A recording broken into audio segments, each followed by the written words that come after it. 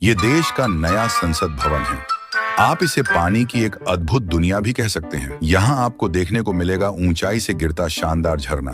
आप इसमें नहा सकते हैं, बाल्टी में पानी भरकर ले जा सकते हैं। वाह क्या सीन है। तो भैया देखा, पहले केवल एयरपोर्ट, ट्रेन और स्कूलों की छत टपकती थी, लेकिन अब तो नया नया बना संसद भवन भी टपकने लगा। लल्लन भैया, इसीलिए तो इस पर महान कवि बाबा लपेटू दास ने कहा है कि आजकल देश और उसके टैक्स का पैसा दोनों पानी में बह रहा है, क्योंकि कहीं टपक रही है छत तो कहीं पर पुल ढह रहा है।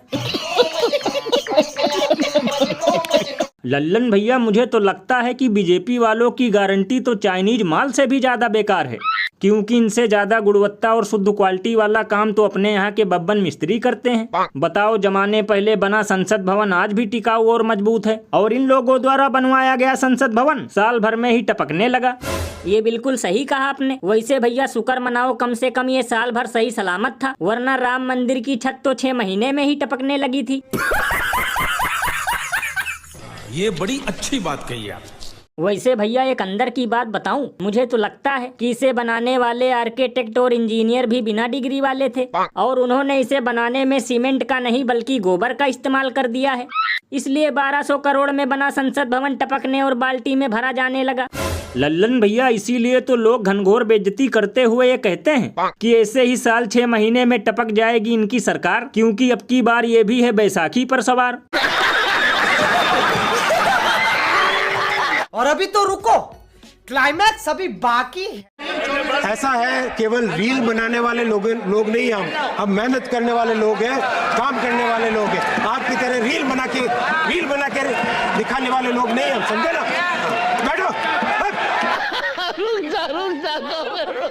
तो भैया सुना, रेल के साथ साथ अब रेल मंत्री भी पटरी से उतर चुके हैं, क्योंकि अब ये भी संसद में धत धुत चुपचाप बैठ जा जैसी भाषा का इस्तेमाल करने लगे हैं।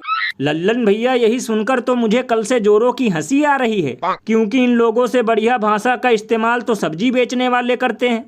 अरे बाप रे, ये तो धोती खोल रहा है। बताओ, आए दिन ट्रेन के डिब्बे हवा में उछल रहे हैं, पहिए पटरी से नीचे भाग रहे हैं, लेकिन खबरदार अगर किसी ने कुछ बोला तो मतलब भैया यहाँ भी जिम्मेदारियों से पीछा छुड़ाया जा रहा है और उल्टा विपक्षियों को अंट संट सुनाया जा रहा है। भैया इसीलिए तो लोग घनघोर मजाक करते हुए ये कहते हैं कि कुर्सी है तुम्हारा जनाजा तो नहीं, अगर कुछ कर नहीं सकते तो उतर क्यों नहीं जाते। और भैया एक अंदर की बात बताऊं, कभी कभी तो मैं सोचता हूं कि अब सरकार को ट्रेन बंद करके नाव और पानी वाली जहाज चलवा देना चाहिए, क्योंकि ट्रेन संभल नहीं रही है और पानी देश में चारों तरफ लबालब भरा है। लोग इसी से अपने घर आ जा सकते हैं। लेकिन लल्लन भैया, इसमें भी तो दिक्कत है। अगर कहीं खुला मिल गया गटर का द्वार तो यात्रीगण पहुंच जाएंगे सीधे हरिद्वार।